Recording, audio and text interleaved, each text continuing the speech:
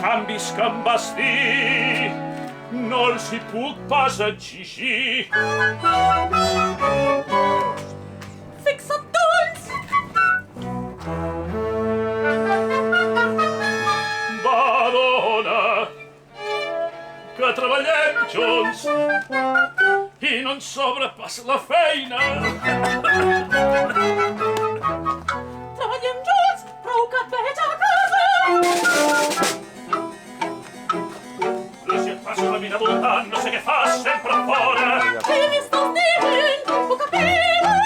Com puc ser tan miserable?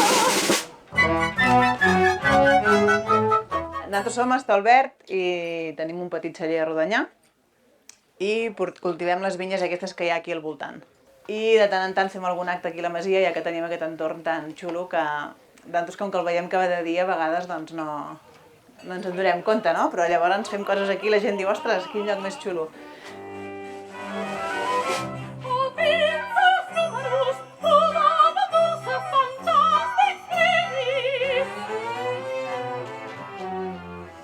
Una mà innocent repartirà la sort.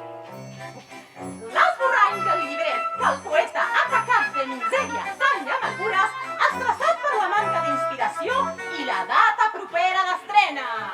Sí, molt xulo, la veritat. I a més que fos en català, està bé, perquè a vegades l'òpera, no?